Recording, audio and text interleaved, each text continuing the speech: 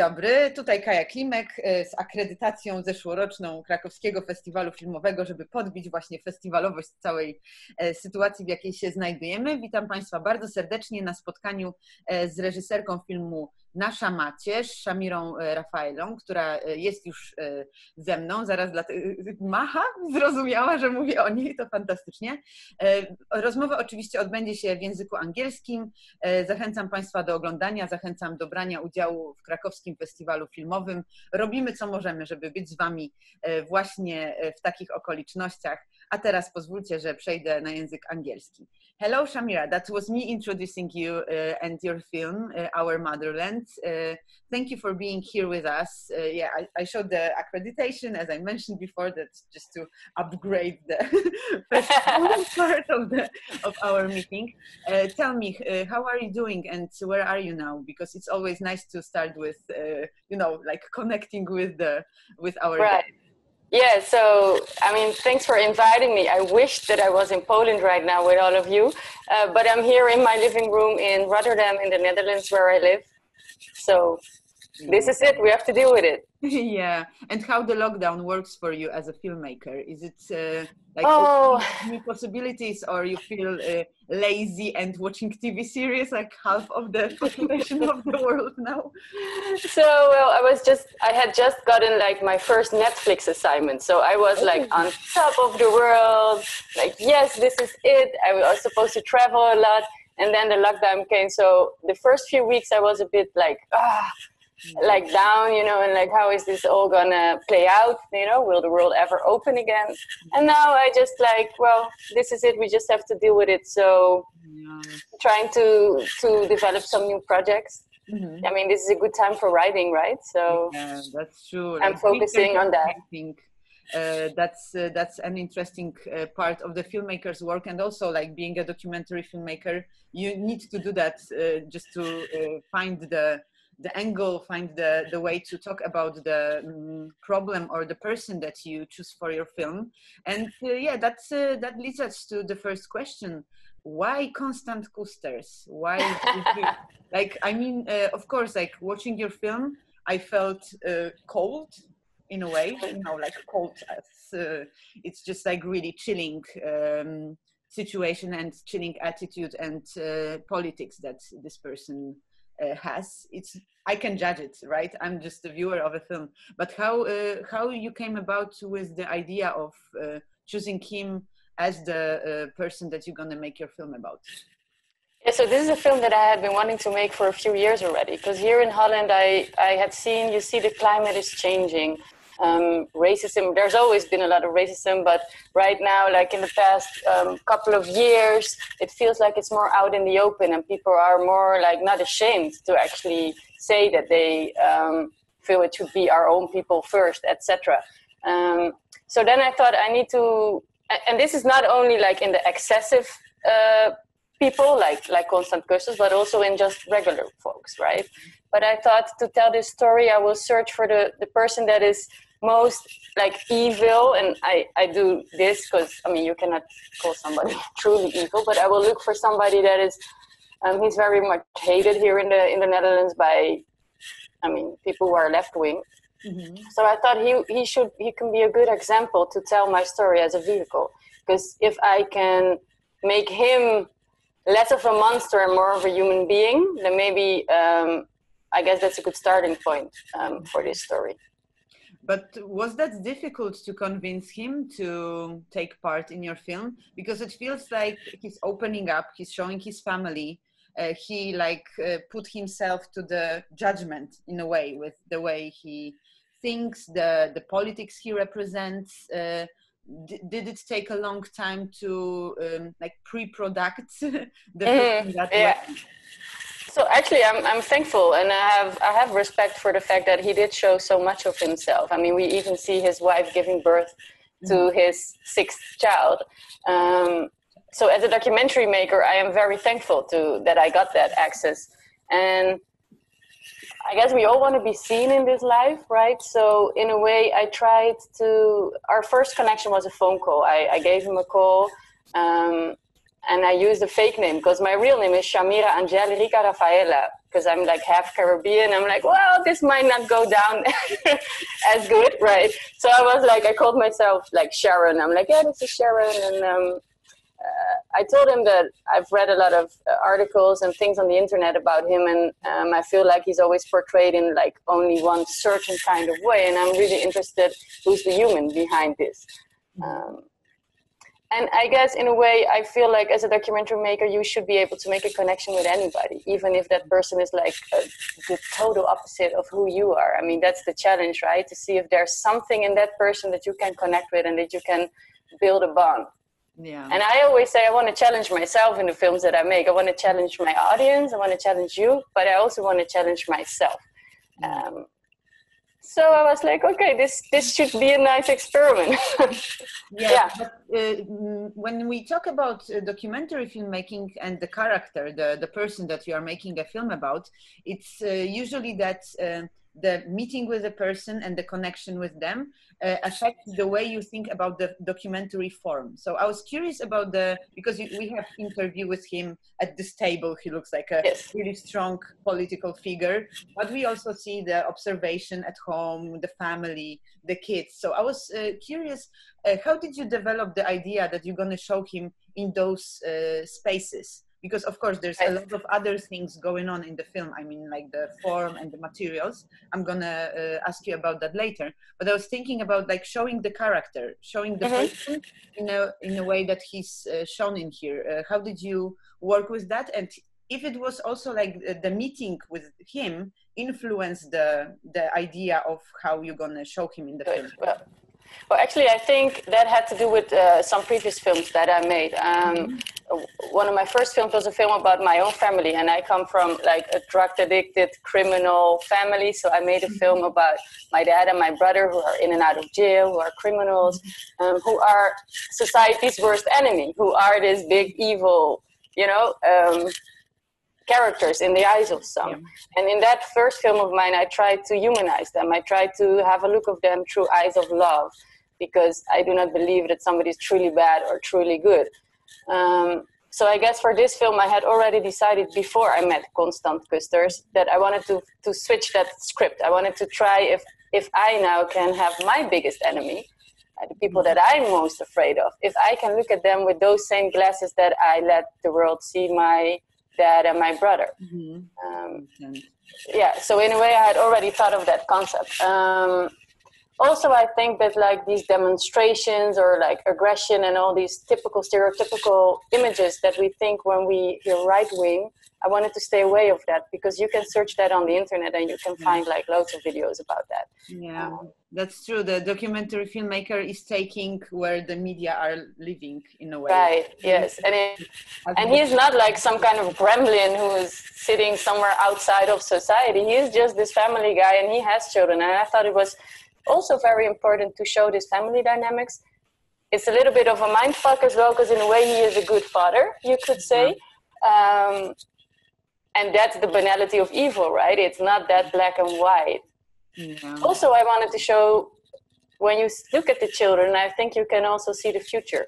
And I think it was important for me to show that as well, like how these are cycles that are passed on generation from generation. Just as my criminal family is stuck in those same cycles as well, right? Yeah, that's true. It's really interesting when I didn't know about your story. So now when I see it in this bigger perspective, broader perspective, it really tells me why you stayed with them at their place, just to show that it's like real, normal in a way life. But I wanted to ask you, were there any moments when you were there and you were listening to what he's, for example, saying to his children? I mean, the home situation, that you felt like, oh my God, I can't really stand it. It's more like a viewer question than a film. Of course. At the same time, I'm the same person. So I'm looking at this, I'm seeing the family eating lunch or dinner, and all those words of hate are coming out of their minds and mouths. And I'm like, how did you manage to like be there at the same time? Like an exercise in patience, actually. Okay. Well, I always think of it like when I'm filming, I'm there as a human being, I'm there as Shamira, but I'm also kind of maybe like a surgeon. I guess when a doctor is doing a surgery, he's not thinking, ew, all this blood, this is gross, right? You kind of take a distance. Mm-hmm. I'm just there to be like a vehicle to tell this story. And of course, there were like loads of times that I felt like, maybe I want to intervene or want to say something about this. Mm-hmm. But then what would I have gained with that at that moment, right? Then I would have and it wasn't for me to convince them that their points of view are wrong in my eyes. That's not my position. I'm there to show you, the world, who they are and who they truly are. And that means I didn't want to intervene. But of course, sometimes it truly was difficult, yes. Mm-hmm. Yeah, I can imagine also being a woman in this men's world, because that leads to another question of mine. Because the world that we see, I mean the world of far right, let's call them in that way, seems for me, when I look at your film, that it's like a really man world, that there's no place for women. Of course they are there, but they are the mothers, the caretakers, like the caregivers and birth givers, and just like bringing the next generation of believers in the idea. And there comes you. And yeah. You ask questions. You are there with the camera, being like strong, independent person who wants to tell the story of this world. How that worked? Because of course, like gender is a part of all that story also. And did you feel that I don't know, like that they? Like, what was the feeling that this situation was giving you when you were, being there with them and coming from outside, but just like really wanting to tell the story from the inside? I guess I always try, like, your weakness, you should make your strength out of it, right? So the fact that I am a woman in that situation, I'm not going to say that I flirted with them, but I mean, you can use a certain kind of charm, right, to make a different kind of connection with them. And then sometimes I would also use my crew. So I would do stuff through my crew, which are all male, of course, white males. I purposely selected them to be white males because, so yeah, I guess I've said this once in a radio interview, and because this is the strange thing, right? That your character, I also have a very good bond with him right now. I mean, he will be watching this interview, sure, because he was actually very excited for the film to screen in Poland.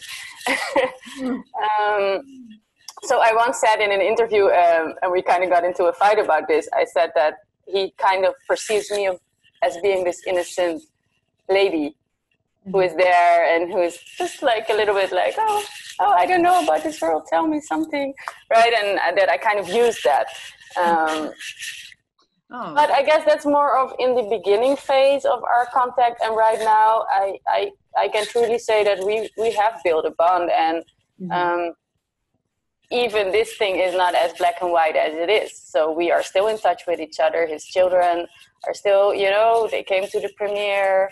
I'm still welcome to come there and eat pancakes.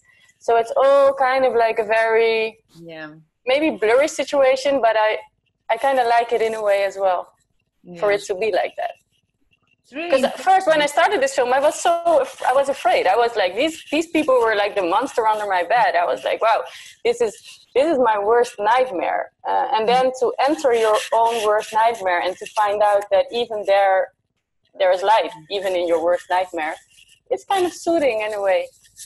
Really interesting tension. I would never believe that after that's also a matter of perspective, because I wanted to ask you also what he thinks about the film and the way you depicted his life and his family and his beliefs, but now you're saying that he's really happy with the outcome. So it really is interesting that the things that seems to be like they are can be perceived from so many different perspectives, and somebody can find this kind of way of looking at the final product, which is the film. And this was really surprising to me, because I've shown it to all his people. So we had like a room full of like 100 of his his people. I was like, oh my God, what are they going to say? Because the way I see this film is, it's a very critical film. And they were just like, oh my God, this is the best film we've ever seen. And then I'm like, oh shit. Oh my God. You created a monster film. Right. And I did get some criticism on that as well in the Dutch press. But at the same time, I think this actually proves my point that we are living in the same world. We are seeing the same things, and we are interpreting these things in totally different ways. So in a way, I find it very interesting and fascinating that that they feel that they're so happy with this film. At the same time, I always say as a director, I don't want to bring out a film that my character doesn't recognize himself in the film, because then I didn't do a good job. So the fact that he is like, yes, this is who I am and I'm very proud of this, means that in a way I did a good job. Mm-hmm. I need to ask you one thing. I wanted to ask you that later on, but it feels that this is the right time. But because of course you are on the other side of the politics. You are, yes. You say yourself, the film for me, when I watch it, is critical towards their beliefs and the way they, for example, hate the immigrants or hate people that have a different color of the skin. And this is like really dangerous and yeah, I would be scared, right? But at the same time, when you say that they are happy with the final result, don't you feel, I need to ask that the film can be used in a different way? I mean, like to show people who kind of believe in what Constant and his group believe, that it's okay to be like, you know, saying those things, going further, and that it can radicalize people. You know what I mean? Like, yes, of course, definitely. A bit like Backfire. Were you thinking about that? I did. Of course, I thought about it a lot. I thought about it a lot, and I don't think I have like one clear answer on this. I do feel like making films is like making art, and in art should be free. We shouldn't censor ourselves in art. But yes, it can be used against you then in this way. But same goes for all my other films I've made. Like, for example, my family film was used in court to prove that, you know, certain crimes, etc. So I guess it's just, I guess, my signature to make work that is that doesn't give you like a moral compass. But that is in a way, I don't think if you should call it dangerous, but it is tricky. At the same time, I feel like if people have these beliefs, and in Holland there are like loads of people who already have these beliefs. I mean, because towards the end of the film, I also show that current day politics, mainstream politics, are actually echoing his words. So I don't think that with only my documentary, which is a documentary that got aired like at 11 o'clock on TV, as most of stuff is, right? That with this I will radicalize people. I think mainstream politics is who are radicalizing people. Yeah, and of course when there's... But it is an interesting topic, and it is something I'm very open for discussion always about it, because I don't have the right answer. Yeah, of course, me neither, actually, but the way to talk, like the need to talk about it is the part of the thing that we can actually do. That's what I always think about documentary filmmaking, that it's not like that you're showing the truth or the reality. It's just a beginning of the conversation. That's why having those around documentary films is so super extra important, because then you can show that, you know, it's not really the reality at the same time what it's in the filmmaking. And that brings me to the... And also, sorry if I can interrupt you, also I ask myself, like, is then my film dangerous? Or is the fact that he is, because he tells in the film that he plays a very active role in school, so in the school of his children, he's there, he takes part in decision-making processes. So then is my film really this dangerous? Or is the fact that, if you want to talk about danger, the fact that he is so accepted in society, the real danger in this all, right? If you can even call it danger, I guess. Yeah. The thing to be preoccupied about and to be like, is that morally okay? Yes or no? Yeah, like sometimes the questions we ask are more important and interesting than the answers. We don't have to always have the answers to this, to make people think about what really is going on. The next question I wanted to ask you actually is about how to use documentary film to show the way, just a moment, how to use the filmmaking and the tools that you have as a filmmaker to really underline your ideas and your thesis in a way. Because like your film is like really cinematic, I would say. I mean, like there's strong music, the editing is really out there. We have a lot of sources of materials. We have those little figures and toys and archives and everything. So I was thinking like how much the creative process of like constructing this film was important for you, and how did you develop that form that it's really out there? I mean, because sometimes you have those filmmakers that are invisible, you know, like I'm just there, and it's like seamless, and the story Fly on the wall. Yes. But your documentary is like really creative. So tell me a bit about developing this kind of approach to the documentary filmmaking. So I guess this was in a way, I did this so that I could have a voice in this documentary without me doing a voiceover saying, I see the things this way or that ways, right? So I did, for example, get some criticism of people saying, well, why should you give somebody like this a platform? And then I always say, I don't give him a platform. This film is my voice.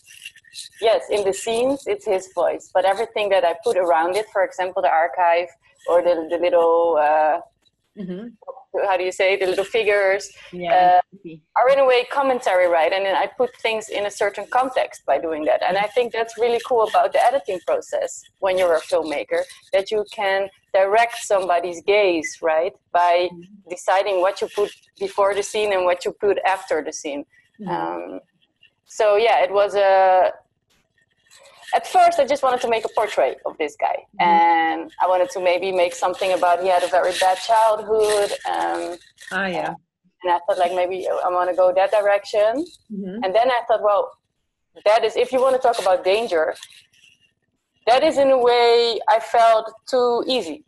And I also will let society off the hook too easy if I make a film like that, because then we can just say, oh, you see, it's like a troubled soul. Well, it's, you know, that is important. And so for me, it was really important to make it broader than that. And that's why I decided like halfway through the filming, or maybe even a little bit later, that I needed to use all this archival material, because I needed to put him in the context of society, because he is a product of society. We all are a product of our history, right? So it wasn't in the initial plan, but it kind of developed in this way, because I felt like I need to, in a way, it's a criticism towards society and towards the way that the Dutch have always used people from outside to gain profit, right? And I wanted to show that it's a pattern that continues. Like we had the slavery, then we had immigrants who came here for work. Now we have refugees, and in a way it's the same mechanisms. And I thought I cannot tell that story by showing him in his personal life. Yeah, that's true. It makes it personal and sociological at the same time, because you say you tell a broader story. It reminded me of the works of Zygmunt Bauman, like a famous Polish sociologist. He was actually writing about the banality of evil during the Second World War, that there were, you know, like, it wasn't me, you know, like people were saying, it wasn't my choices, I was just, you know, part of the bigger picture. And that's really important when you tell a story like that, to think about that broader and bigger contexts in the sociological or political sense. But I always say I don't fear him. I don't fear my main character. I don't think that he will come into power and change Holland. But I do fear all these supposedly liberal parties in our government that are in power and that have the same rhetorics. Yeah, that's right. Yeah, and the big part that the pop culture, TV and media play in that picture, I would say, is also one of the topics of your film. So I wanted to ask about, because from the character we go to the media and we see the the concept of Black Pete at some point in time, and using blackface as the part of popular culture. So I wanted to ask you, like, at what point in time you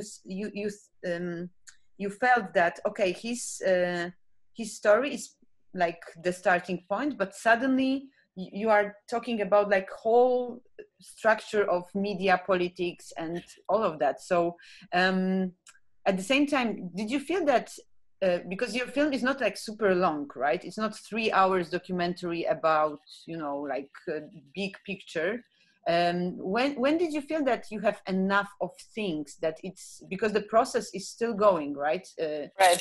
Well, actually, there was a lot of footage that actually I couldn't use, because in my first edit, I made this whole thing about really racism on TV, really like with more examples of racism in the media. But then all these TV stations wouldn't let me buy the materials, because I guess they all they know deep inside that it's not truly okay. So I had to work with what I could buy. At the same time, this whole Black Pete discussion is one that actually for me was a trigger to start this film, because it's been a long-standing tradition here in the Netherlands, and it isn't until a few years back that there was really like hardcore protesting and activists came, you know, on the scene, and that kind of like split our country in half. You had like one half of people who were like understanding of the pain of this Black Pete, and well, not even the half, like 3/4 of the population were like, you know, everybody should stop whining and this is our culture, and if you don't like it, just go back to your home country. And for me, it was really difficult to see my colleagues and people that I had respect for, that I worked with, take the wrong side, or at least in my opinion, take the side of Black Pete. So for me, that was really like, it's almost like you enter like a horror movie, but just in your regular life. Like, wow, on Facebook, on social media, you see all these things, and like, wow, I couldn't imagine that you would actually think like this. Like, wow, do I actually know the people around me? What is this country that I'm living in? So that's why this Black Pete thing, which is still a reoccurring fight amongst Dutch people every year, was really important for me to put in there. Yeah, like actually this everyday racism thing that we treat as something invisible, basically, is also like that in Poland. We have a program, Your Face Sounds Familiar, and using blackface for Polish white people to pretend that they are, for example, American jazz singers, like a regular thing on regular TV, and people like it, people watch it, and sometimes they don't even know that culturally it's problematic thing.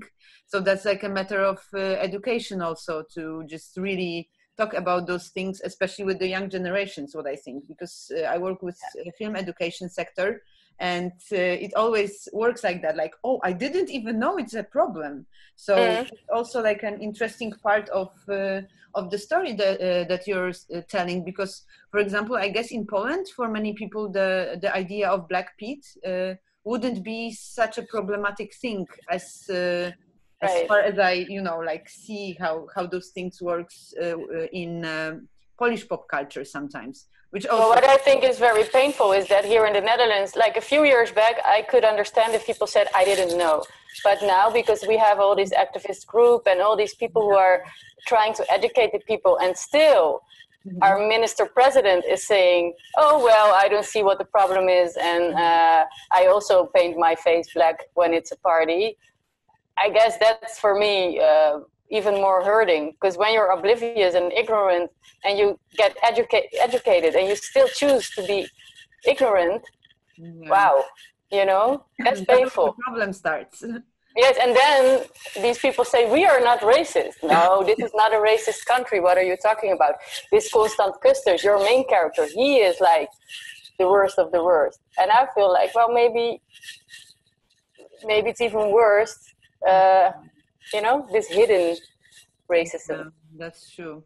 So you said that he liked the film when he watched it. Were there any situation that he was like, oh, maybe I shouldn't, or maybe I could have, or no. So this attitude. He was really. He is really proud of who he is. Yeah. And I guess all the art, the pieces where I thought it's like criticism, he felt, no, this is an accurate representation of our Dutch history. And in a way it is, because I didn't manipulate the history. It's just that I feel like our history is something painful, and he thinks it's something to be proud of. So, yeah. So that brings us basically to what we started with. It's a matter of perspective. But what I think is the great part of open and tolerant society is that all those things, also the voice which is more critical towards the ideology that he and his group represent, can be heard. And I think we should, because the fact that they grow so much and the fact that there is now so much like underlying anger in this Dutch society is because for a long time we didn't want to talk to them. We still are all in our own bubble, right? And from that own bubble, we fight each other. And I just feel like I would rather turn on the spotlight and see everybody so that we know what our starting point is from where we can start this discussion on how we can all come together than to deplatform somebody and be like, you know what, I don't want to hear or know anything about this guy because I'm against him. Mm-hmm. Yeah, that's true. When you close your eyes, things out around you don't disappear. Exactly. Turning off your sight for a bit. Oh, that's our conversation made me think about many things, also the political situation in Poland, because of course, as you were saying, the radicalization and like bringing, this is the right thing, the right-wing ideas to the mainstream politics is also going on in our country.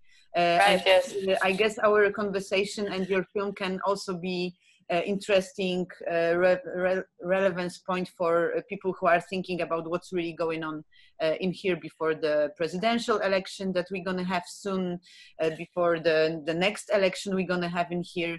So I'm really grateful that we had the chance to talk about the situation in your country and like the constant Kuster's politics, because I guess it's also going to sound familiar for many viewers in Poland, because of the radicalization that we are seeing here. So thank you for finding time for us. And thanks a lot for selecting it. Actually, when I made the film, I thought it would be only interesting for our own country. But now, like the way you put it, I'm like, yeah, no, it's a European problem, actually. Yeah, like many countries, Hungary, Poland, in every country, Sweden, you can see that there is a group of radical right-wing opponents that are speaking louder and louder, and we just have to hear them and talk to them instead of just like closing our eyes and ears and just going away, because that's not going to help anything. So thank you for this once again on behalf of Polish people that I am here today. Thanks for inviting me, and thanks for selecting the film at the festival. Thank you very much, Shamira. Have a great day, and be safe and stay home and all those things that we say to each other during the lockdown. Thank you very much. You too. Ciao, ciao. Dziękuję bardzo za wysłuchanie naszej rozmowy. Zapraszam na kolejne spotkania w ramach Krakowskiego Festiwalu Filmowego. Bądźcie bezpieczni. Do zobaczenia.